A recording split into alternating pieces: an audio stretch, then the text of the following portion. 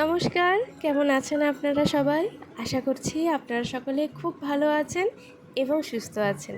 আমিও খুব ভালো আছি। যাই হোক, ভালো রাখছি নিজেকে। জীবন থেকে ৬টা ঘন্টা এখন বাতিল। মানে ওই সারাদিন ছেলেপিলেদের চ্যাঁ ভ্যাঁ শুনতে হচ্ছে না।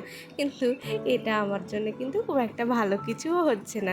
তাই নিজেকে অনেক রকমভাবে ব্যস্ত রাখার চেষ্টা করছি, যাতে ওই মন খারাপটা ভুলে থাকতে পারি। আজ 1 মে, আজ হচ্ছে ছুটির দিন। আমার তো ছুটি পড়েই গেছে, আর তার সাথে সাথে আমার কর্তামশাইয়েরও ছুটি। তো আজকে সকাল সকালই রান্নাবান্না কমপ্লিট করে নিচ্ছি। আজকে ইচ্ছা আছে একটু বেলার দিকে ঘর দুয়ারগুলো একটু পরিষ্কার করে নেবো। আগের দিন তো কিছু পরিষ্কার করেইছি, আজকে ওই ঘরের যা ঝুল টুলগুলো আছে সেগুলো একটু দুজন মিলে পরিষ্কার করে নেবো। তো দেখুন, এদিকে আমি রান্নাও বসিয়ে দিয়েছি। আচ্ছা চলুন, আগে বলে দিই আজকে আমি রান্নায় কি করছি। ওই ডাল তো প্রত্যেক দিনের মতন আজকে থাকছেই। ডাল ছাড়া আবার ভাত খেতে পারে না, যে যতই ঝোল তরকারি করে দিন না কেন। ডাল থাকছে, ভাজা থাকছে, আর তার সাথে থাকছে আজকে মোচার তরকারি মটর ডালের বড়া দিয়ে। আর হচ্ছে থোড় ভাজা, আর ওই যেমন পটল ভাজা, বেগুন ভাজা, এগুলো তো নর্মাল থাকছে। আর তার সাথে থাকছে বাটা মাছের দিয়ে বেগুন দিয়ে ঝোল। আসলে অনেকদিন পরে এডিট করতে বসেছি, তাই ভুলে যাচ্ছি যে কি রান্না করেছিলাম। একটা কথা কি জানেন তো, শ্বশুরবাড়িতে আর কেউ পাশে থাকুক আর চাই না থাকুক, যদি স্বামী পাশে থাকে তাহলে কিন্তু আর কিচ্ছুর প্রয়োজন হয় না। সে যদি একটু বোঝে, একটু সব কিছু মানিয়ে নিতে সাহায্য করে, তাহলে বিশ্বাস করুন কোনো মেয়েরই কিন্তু এই জীবনটাতে এসে আর কোনো কষ্ট হয় না। কিন্তু এটা হয়তো প্রত্যেকের কপালে জোটে না।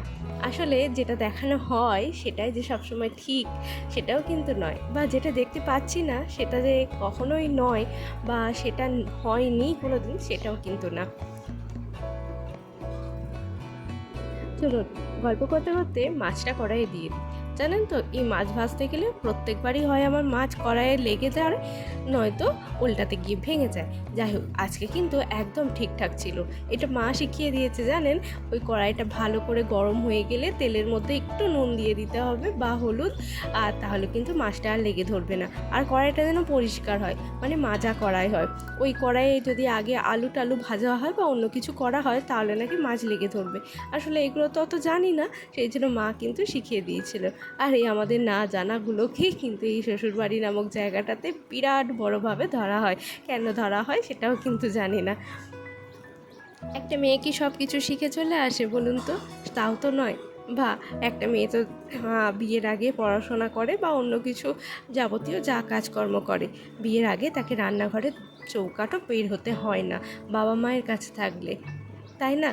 কিন্তু বিয়ের পরে কিন্তু তারা বাড়ির শ্বশুরবাড়ির লোকজন ভাবে সে সব কিছু শিখে টিখে একদম সুন্দরভাবে চলে এসেছে, তার কাজে বিন্দু মাত্র কিন্তু ভুল থাকবে না। এই ভাবনা চিন্তাটা কিন্তু আমরা পাল্টাতেই পারি না। তো দেখুন, আমার এদিকে রান্নাবান্না কমপ্লিট হয়ে গেছে। ওই গতকাল রাতের একটু ছোলার ডাল ছিল, আজ সকালে ওইটাই মুড়ি দিয়ে খেয়ে নেবো। আর এই যে দেখুন মোচার তরকারি, তাতে দিয়েছি একটু মটর ডালের বড়া। সে ছোলার ডাল বা মটর ডাল বা যাই হোক, যা আপনারা খুশি দিতে পারেন।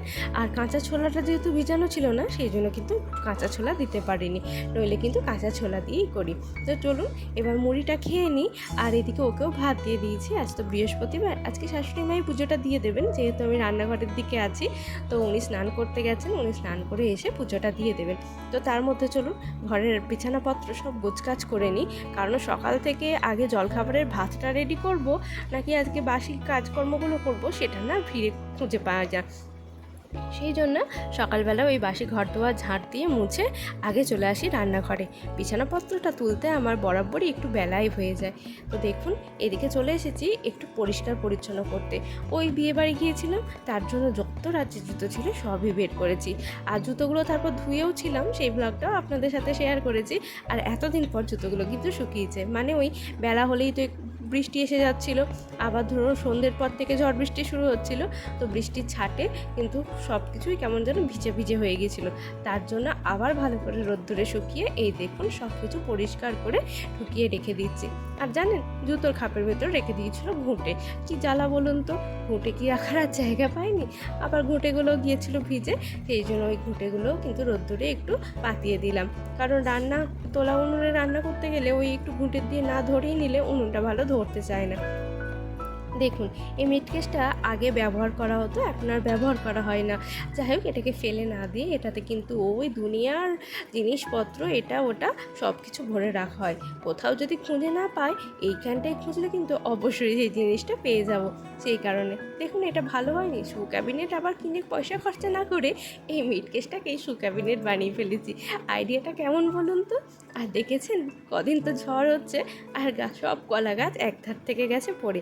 তার জন্য বাড়িতে এখন কলার কাঁদির ছড়াছড়ি, কোনোটা পাকা তো কোনোটা কাঁচা, তো কোনোটা একদমই ছোটো, খাওয়া যাবে না। যাই হোক, সেই জন্য আজ এই কদিন কিন্তু বাড়িতে কলা, থোড়, মোচা কোনো কিছুরই একদম অভাব নেই। দেখেছেন, বৃষ্টিতে কুঁড়োগুলো কেমন শক্ত হয়ে গেছে, তাই এইগুলো একটু ভালো করে ভেঙে এই যে রোদ্দুরে রেখে দিলাম। আর ওই যে বললাম, ঘুঁটেগুলো ভিজা ভিজা হয়ে গেছিলো, তাই এই ঘুঁটেগুলোও কিন্তু রোদ্দুরে পাঠিয়ে দিচ্ছে। আসলে এই ভিডিও করার চক্করে এখন কিন্তু কেউই বলতে পারে না যে বাড়ির বউ কোনো কাজ করে না, সারাক্ষণ পায়ের ওপর পা তুলে ফোন নিয়ে বসে থাকে। এটা আমাদের জন্য আশীর্বাদ না অভিশাপ বলুন তো? যারা আছেন হাউস ওয়াইফ তারা বলবেন, না না, আমি কাউকেই ছোট করছি না। আসলে পাড়া প্রতিবেশী তো অনেকেই থাকে যারা চর্চা না করলে যাদের ভাত হজম হয় না। আরে ও সারাদিন বাড়িতে কি করে? আরে ও তো সারাদিন পোস্টই করতে থাকে, আরে ও তো সারাদিন অনলাইনেই থাকে। এই কথাগুলো আমরা কিন্তু প্রায়ই শুনে থাকি। ওই যে বললাম, সব কিছুই তো আমরা দেখাতে পারি না, বা সব কিছুই এই সোশ্যাল মিডিয়াতে পোস্ট করাও সম্ভব হয় না। তাই হাসি মজার মাধ্যমে একটু আপনাদের সাথে শেয়ার করলাম। আর আমি জানি আমার মতন এরকম সব মেয়েদেরই কিন্তু পরিস্থিতিটা প্রায় একই রকমের। ওই যে বলে না, দূর থেকে সর্ষে ফুল ঘনই লাগে, সেই রকমই হচ্ছে ব্যাপার। এই দেখুন, এই যে বললাম আজকে 1 মে, তো আজকে অফিস ছুটি, তার জন্য দেখুন এদিকে কাজে লাগিয়ে দিয়েছে। ভদ্রলোক বসে বসে গোপাল ভাঁড় দেখছিলেন, তাকে ওখান থেকে টেনে তুলে এনে তাই বলেছি যে তুমি ঝুলগুলো একটু ঝেড়ে দাও। দেখেছেন, ঝুল ঝাড়তে যাতেও তার কি আনন্দ, সে একটু নাচও করে নিল। চলুন এবার সব কিছু পরিষ্কারগুলো করে নিই। এই দেখেছেন, সব কত নোংরা হয়ে আছে। আসলে এদিকটাতে গাড়িটা থাকে, আর আমাদের এখানে বারান্দাতে তো জায়গা অনেকটাই কম। একটা বাইক থাকে, তার উপরে আছে ধানের অনেক কটা বস্তা, তার জন্য নোংরা হয়ে থাকে খুব। আজকে তো বাইকটা বের করেছে, ওই যে বৃষ্টিতে কাদা লেগেছিল সেই জন্য ধোবে বলে, আর আমি সেই ফাঁকে বারান্দাটা একদম পরিষ্কার করে নিলাম। আসলে জানেন, বারান্দাটা কিন্তু অনেক তো বড়, কিন্তু ওই যে একদিকে গাড়ি, একদিকে ধান, একদিকে চেয়ার টেবিল, এইসব থেকে থেকে আর বারান্দাটায় এক ফোঁটাও জায়গা নেই। এরপরে যা রোদ্দুর উঠেছিল, ভাবলাম জামাগুলো একটু কাছাকাছি করে নিই। তো জামাগুলো আগেই ভিজিয়ে রেখে গিয়েছিলাম, আর এখন গরমকাল তো, জামাতে ওই তেল চিটার থেকে কলারগুলো এতই নোংরা হয় যে ঘষতে ঘষতে হাত যায়, আর তার সাথে জামার ছিটটাও কিন্তু নষ্ট হয়ে যায়। তাই হাতে করেই হালকা হাতে ভালো করে ঘষে নিলাম। জামার কলারের ময়লাগুলো কিন্তু উঠে গেছে। ওই কিছুক্ষণ আগে ভিজিয়ে রেখেছিলাম, আবার বেশিক্ষণ আগেও ভিজিয়ে রাখা যাবে না, কারণ হালকা রঙের জামা তো রঙটা কিন্তু অনেকটা ফেড হয়ে যায়। তো এই দেখুন, মেশিন চালিয়ে জামা কাপড়গুলো সব ধুয়ে নিলাম। আর ওই কিছু ফাঁকা বোতল ছিল, গরমকাল, বোতলে তো জল খাওয়া হয়। এখন প্রত্যেকেই জানেন যে আমরা বোতলে জল খাই, কিন্তু আগে যেটা ক্লাসে খেতাম ওই মাটির কুঁজোর জল খেতাম, এখন তো আর তা না, এখন ফ্রিজের জল খাই, আর তার জন্য তো বোতল লাগবে। আর এই গ্রীষ্মকালে এই বোতল ভরাটা যে কি একটা মানে বিশাল কাজ, যে কি বলবো। দিনের নিমেষের মধ্যে বোতলগুলো শেষ হয়ে যায়, মানে বোতল ফাঁকা হয়ে যায় আর কি। আর তার জন্য দিনে 2-3 বার করে জল ভরতে হয়। আর এই বোতল পরিষ্কার করা একটু আর ভারী আরও কঠিন কাজ, কি করব বলুন। তারপর বোতলের ছিপি আটা, এ তো আরও কঠিন কাজ, কারণ প্রত্যেকটা বোতলের ছিপি যদি ঠিকঠাকভাবে না আটা হয়, সে আবার লিক হয়ে জল পড়তে থাকে। আর বোতলের ছিপি যদি ঠিকঠাক আটা নাও হয়, কেমন যেন বেখাপ্পা দেখতে লাগে। তো আমার এদিকে কাজকর্ম হয়ে গেছে, মুখে চোখে একটু জল নিয়ে নিচ্ছি। এরপরে যাব জামা কাপড়গুলো মিলতে। এখন একটু রোদ্দুরের দিকেই মিলে দেব, আবার একটু পরে জল ঝরে গেলে নিয়ে গিয়ে ওই গাছতলার দিকে ছায়াতে মিলে দেব, তাতে জামার রঙগুলো কিন্তু খুব ভালো থাকবে। আসলে অফিস পরার জন্য এরকম ফর্মাল ড্রেসগুলোর হালকা রঙেরই হয়, আর সেগুলো একটু মেনটেন করেই রাখতে হয়। ওই যেমন অন্যান্য রঙিন জামা কাপড়ের সাথে ভেজানো যায় না, যাতে একটু দাগ লেগে যায়। সেই জন্য দেখলাম আজকে এইগুলোই শুধু কেচে নিই, এর পরের দিন আরও যা কিছু আছে সেগুলো সব কিছু কাচা ধোয়া করে নেব। জানেন তো, একটা সময় মনে হয় যে এখন যেন নিজের কষ্টগুলোকে ঢোক গিলে ভেতরে আটকে রাখতে শিখে গেছি। তাই মনে হয় এখন যেন আমি অনেকটা বড় হয়ে গেছি। জানি না এটা প্রত্যেকের মনে হয় কি না হয়, কিন্তু নিজের ভিতরের কষ্টগুলো যখন গোপন রাখতে শিখে যাই আমরা, তখন যেন ম্যাচুরিটি লেভেলটা অনেকটা এগিয়ে যায়। ওই যে প্রত্যেক কথাতে রাগ না করা, প্রত্যেককে উত্তর না দেওয়া, নিজের ভালোটা খারাপটা সবসময় না বলা, বা কোনটা আমি ঠিক করেছি বা কোনটা ভুল, বা নিজে কতটা ঠিক বা কতটা ভুল, এটা সবসময় লোককে না বোঝাতে বোঝাতে আমরা কিন্তু অনেকটাই বড় হয়ে যাই, তাই না? তো এরপর স্নান ধান করা কমপ্লিট হয়ে গেছে, আর দেখুন আমি একদম রেডি হয়ে গেছি।